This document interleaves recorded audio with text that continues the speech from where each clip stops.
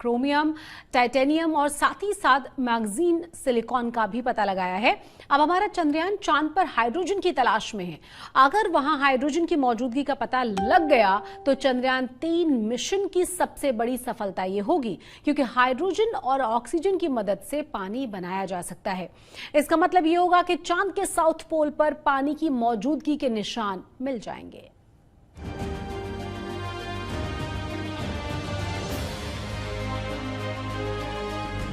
अब हम fine breaking waves के एकदम करीब यहाँ आप लोगों ने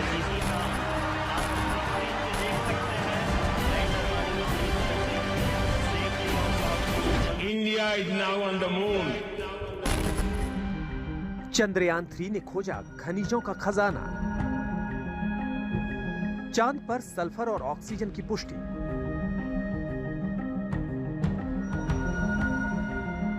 चंद्रमा पर हाइड्रोजन की खोज जारी।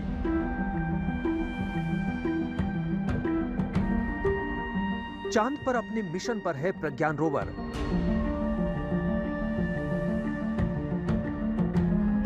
चांद की प्रतिष्ठा में लगे 4 चांद। भारत दुनिया का एकमात्र ऐसा देश है जो चांद के साउथ पोल पर लैंडिंग कर सका है। साउथ पोल पर तिरंगा फहराने के बाद से इसरो के वैज्ञानिकों को पूरा भरोसा था कि प्रज्ञान रोवर चांद पर खनिजों और गैस की खोज कर कई चौंकाने वाले खुलासे करेगा। प्रज्ञान ने भी इसरो को निराश नहीं किया।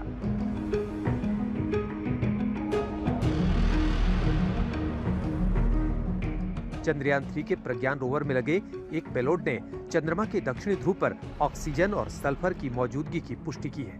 इसरो ने ट्वीट करके बताया कि अभी हाइड्रोजन की खोज जारी है। रोवर पर लगा लेजर गाइडेड ब्रेकडाउन स्पेक्ट्रोस्कोप उपकरण ने और भी कई धातुओं की पुष्टि की है। चांद पर सल्फर के अलावा एल्युमिनियम, कैल्शियम, लोहा, क्रोमियम, टाइटेनियम, मैग्नीज और सिलिकॉन मिलने की भी पुष्टि की गई है। स्पष्ट दिख रहा है कि अलग अलग स्पेक्ट्रल लाइंस, अलग जो मिनरल्स की होती है तो उसका एलिमेंटल कॉम्पोजिशन पता लगता है, सॉइल कैसी है, वहाँ की ज़मीन कैसी है। तो उसमें जो खासकर बात बाहर आई है कि सल्फर की जो स्पेक्ट्रल लाइन है वो क्लियर दिखती है, जो पहले अन्य जगह पे उतनी क्लैरिटी से नहीं दिखती। तो वो साउथ पोल पे जो भी ज़मीन उन्होंने एनालिसिस की उसमें सल्फर का प्रेजेंस क्लियरली दिखता है। तो ये अपने एक अलग प्रकार की और एक अलग तरीके की खोज कही जाएगी जिसमें सल्फर का स्पेक्ट्रल कंपोजिशन पता लगता है।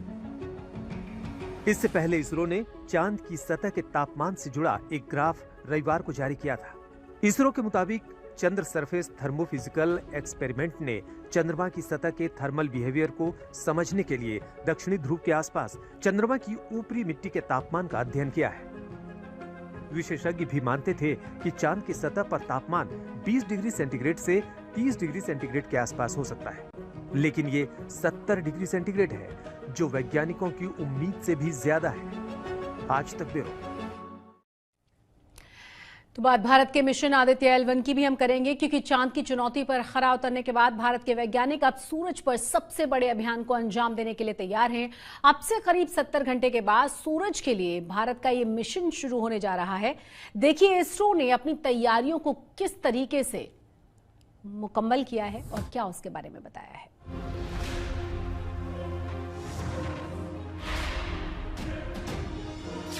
चांद को मुट्ठी में कर लिया। अब सूरज के अभियान की बारी है। प्रज्ञान के कैमरे में ऐसा दिखा विक्रम। आदित्य L1 मिशन की तैयारी लगभग पूरी। चांद के दक्षिणी ध्रुव पर लैंड करने के बाद से ही भारत का रोवर प्रज्ञान नई नई खोज कर रहा है। 5 दिनों में 2 बड़ी खोज कर चुका है। पहली खोज के तहत उसने चांद की सतह का तापमान बताया और दूसरी खोज के अंतर्गत कई खनिज तत्वों की जानकारी से दुनिया को चौंका दिया। आज उसने अपने कैमरे में लैंडर विक्रम की तस्वीर भेजी है, लेकिन रोवर के कैमरे से वो लैंडर कैसा दिखता है, जिसे चांद के दक्षिणी ध्रुव पर उतारना दुनिया की सबसे बड़ी चुनौती थी। इस तस्वीर में लैंडर विक्रम अपने पैरों पर पूरी ताकत के साथ खड़ा नजर आ रहा है। तस्वीर आज सुबह भारतीय समय अनुसार 7:35 की है। ये तस्वीर सबूत है कि भारत के वैज्ञानिकों ने चांद पर विक्रम लैंडर की सॉफ्ट लैंडिंग कराई है। इसके साथ ही कुछ तस्वीरें इसरो ने अपने अगले मिशन की जारी की हैं। ये PSLV C-57 की तस्वीरें हैं जो भारत के लिए भारत के आदित्य L1 मिशन को लेकर 2 सितंबर को सुबह 11:50 पर रवाना होगा। इसरो ने बताया कि लॉन्च की तैयारी तेजी से चल रही है। लॉन्च वाहन की अंदरूनी जांच पूरी की जा चुकी है और अब इंतजार है भारत की सूरज की ओर होने वाली ऐतिहासिक उड़ान की। इस मिशन से भारत को सूरज के बारे में कई अहम जानकारियां मिलेंगी। दूसरी ओर साउथ पोल पर तिरंगा फहराने के बाद प्रज्ञान रोवर ने चांद पर खनिजों और गैस की खोज कर सबको चौंका दिया है। चंद्रयान 3 के प्रज्ञान रोवर में लगे पेलोड ने चंद्रमा के दक्षिणी ध्रुव पर ऑक्सीजन और सल्फर की मौजूदगी की पुष्टि की है। इसरो ने ट्वीट करके बताया कि अभी हाइड्रोजन की खोज जारी है। रोवर पर लगा लेजर गाइडेड ब्रेकडाउन स्पेक्ट्रोस्कोप उपकरण ने और भी कई धातुओं की पुष्टि की है। चांद पर सल्फर के अलावा एल्युमिनियम, कैल्शियम, लोहा, क्रोमियम, टाइटेनियम, मैग्नीज, सिलिकॉन मिलने की भी पुष्टि की गई है। स्पष्ट दिख रहा है कि अलग अलग स्पेक्ट्रल लाइंस, अलग जो मिनरल्स की होती है तो उसका एलिमेंटल कंपोजिशन पता लगता है, सॉइल कैसी है, वहाँ की ज़मीन कैसी है। तो उसमें जो खासकर बात बाहर आई है कि सल्फर की जो स्पेक्ट्रल लाइन है वो क्लियर दिखती है, जो पहले अन्य जगह पे उतनी क्लैरिटी से नहीं दिखती। तो साउथ पोल पे जो भी ज़मीन उन्होंने एनालिसिस की उसमें सल्फर का प्रेजेंस क्लियरली दिखता है। तो ये अपने एक अलग प्रकार की और एक अलग तरीके की खोज कही जाएगी जिसमें सल्फर का स्पेक्ट्रल कंपोजिशन पता लगता है। इससे पहले इसरो ने चांद की सतह के तापमान से जुड़ा एक ग्राफ रविवार को जारी किया था। इसरो के मुताबिक चांद के सरफेस थर्मोफिजिकल एक्सपेरिमेंट ने चंद्रमा की सतह के थर्मल बिहेवियर को समझने के लिए दक्षिणी ध्रुव के आसपास चंद्रमा की ऊपरी मिट्टी का तापमान का अध्ययन किया है। विशेषज्ञ भी मानते हैं कि चांद की सतह पर तापमान 20 डिग्री सेंटीग्रेड से 30 डिग्री सेंटीग्रेड के आसपास हो सकता है, लेकिन ये 70 डिग्री सेंटीग्रेड है जो वैज्ञानिकों की उम्मीद से भी ज्यादा है। आज तक ब्यूरो। तो आदित्य L1 को लेकर और ज्यादा जानकारी आपको बता दें कि लगातार मिल ही रही है। साथ ही साथ आपको ये भी बता दें कि भारत का आदित्य L1 सूर्य के हर अनसुलझे सत्य से पर्दा उठाने जा रहा है। आपको ये भी बता दें कि चंद्रयान 3 की कामयाबी के बाद पीएम मोदी ने कहा था कि चांद के बाद अब सूर्य की और शुक्र की बारी है। इस मिशन को लेकर हमारे और आपके मन में कई सारे सवाल हैं। हमारी इस खास रिपोर्ट के जरिए आपके बहुत सारे सवालों के जवाब आपको जरूर मिल जाएंगे। अभी हम इसरो की बाहर हैं और अंदर अभी आदित्य L1 सैटेलाइट को PSLV C-57 रॉकेट पे रखा हुआ है और भी जो हमारा पीछे वो मॉडल देख रहे हैं वो एक PSLV रॉकेट का मॉडल है। इसको इसरो का वर्क हॉर्स बोलते हैं और ये सैटेलाइट आदित्य L1 को स्पेस ऑब्जर्वेटरी सैटेलाइट बोलते हैं और ये भी एक चैलेंजिंग वर्क है इसरो के लिए, क्योंकि ये सैटेलाइट लगभग 1% अर्थ और सन के डिस्टेंस वो है 1.5 मिलियन किलोमीटर, 4 महीने के बाद वहां पे वो पहुंचाएगा। और दूसरा बात यह है कि अब तक जो सैटेलाइट्स हम भेजे हैं वो एक स्पेस प्लैनेट भी, एक मून या कोई मार्स ऐसा ऑर्बिट सब ऑब्जेक्ट को वो रिवॉल्व करता है, ऑर्बिट करता है। पर दिस टाइम हम एक इमेजिनरी पॉइंट को इसको भेज रहे हैं। उस पॉइंट को बोलते हैं लैग्रांज पॉइंट। यह पॉइंट का इंपॉर्टेंस ये है कि इस पॉइंट पे सन्स ग्रेविटेशनल फोर्स और अर्थ का ग्रेविटेशनल फोर्स थोड़ा सा कॉम्पेंसेट करता है, ऐसे कि एक ऑब्जेक्ट, एक सैटेलाइट को उस पॉइंट को हम ऑर्बिट करने देंगे तो वहां से वो उसको सन का 24/7 पूरा डेटा मिलेगा। और ये हम आदित्य L1 से सूर्य का ये सरफेस पे क्या हो रहा है, कोरोना क्रोमोस्फीयर पे क्या क्या चीज हो रहा है, ये सब वो रिकॉर्ड करेगा, स्टडी करेगा। उस डेटा को हमको भेजेंगे, हम स्टडी करेंगे। ऐसा आदित्य L1 एक स्पेस ऑब्जर्वेटरी सैटेलाइट तो बहुत ही इंपॉर्टेंट है। कैमरा पर्सन दिव्यन के साथ प्रमोद माधव, आज तक। तो आपको बता दें कि आदित्य L1 को लेकर बहुत सारे अनसुलझे रहस्य हैं, बहुत सारे सूर्य को लेकर सवाल हैं और आपको बता दें कि इन्हीं से पर्दा उठाने की कोशिश अब इसरो की तरफ से की जाएगी। इस रिपोर्ट को देखने के बाद आपको बहुत सारे सवालों के जवाब मिल जाएंगे। जाते जाते इसी खास रिपोर्ट के साथ आपको छोड़े जा रहे हैं।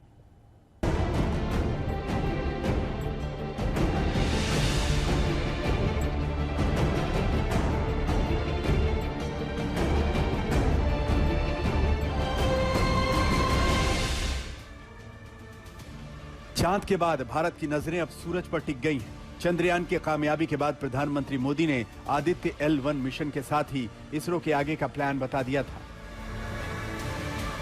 जल्द ही सूर्य के विस्तृत अध्ययन के लिए ISRO Aditya L1 mission launch करने जा रहा है। इसके बाद शुक्र भी इसरो के लक्ष्यों में से एक है।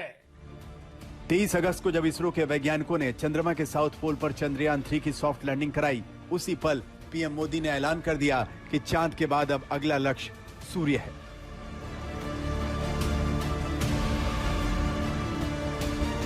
आदित्य L1 नामक मिशन 2 सितंबर को श्रीहरिकोटा से सुबह 11 बजे लॉन्च होने के लिए तैयार कर दिया गया है। इसकी खास बात आपको बताएं कि अब चांद को पढ़ने के साथ साथ हम सूर्य की ओर क्यों देख रहे हैं। हमारे लिए ये बहुत फायदेमंद होगा क्योंकि इससे पहले सिर्फ अमेरिका, रूस और यूरोपीय स्पेस एजेंसीज ने सूर्य की ओर अपने स्पेस मिशंस भेजे हैं। अब भारत सूर्य को पढ़ने के लिए आगे बढ़ रहा है। सूर्य की सतह के आसपास जाकर जो L1 पॉइंट, जिसको लैग्रेंज पॉइंट भी कहते हैं, ये एक ऐसा पड़ाव है जहां से सूर्य को किसी भी अवरोध के बगैर देखा जा सकता है। 2 सितंबर को श्रीहरिकोटा के सतीश धवन स्पेस सेंटर से आदित्य L1 को PSLV C-57 से लॉन्च किया जाएगा।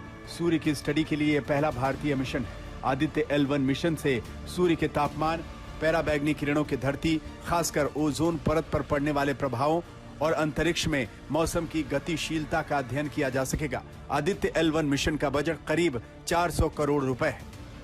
आदित्य L1 मिशन जो है ये एस्ट्रोफिजिक्स के लिए, खास करके सोलर एस्ट्रोफिजिक्स के लिए बहुत ही महत्वपूर्ण एक ऑब्जर्वेटरी जो है वो लॉन्च किया जाएगा रॉकेट के द्वारा।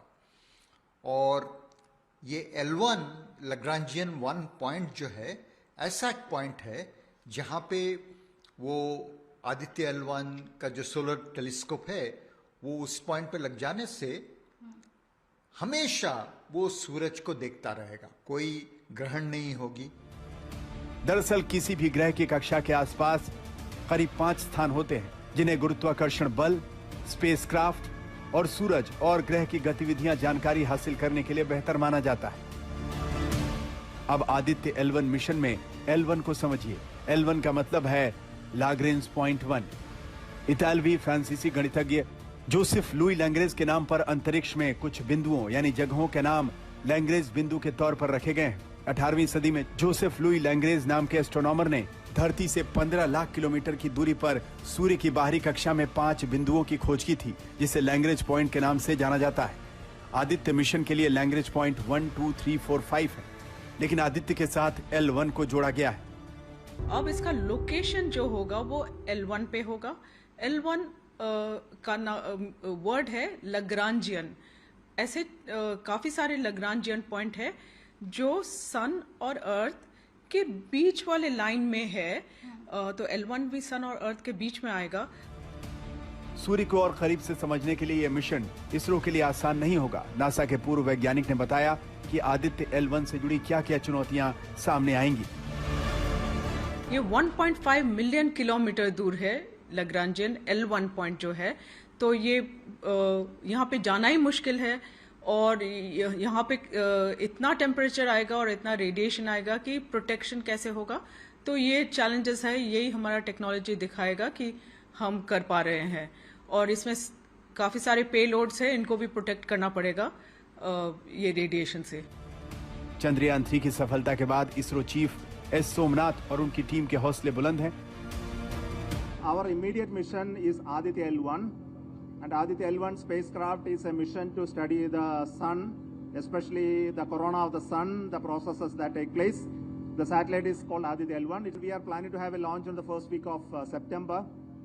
Everything is going as per plan. ISRO ने आदित्य L1 मिशन को लेकर सभी तैयारियां पूरी कर ली हैं। अब बस इंतजार है स्पेस सेक्टर में भारत की एक और बड़ी उपलब्धि का।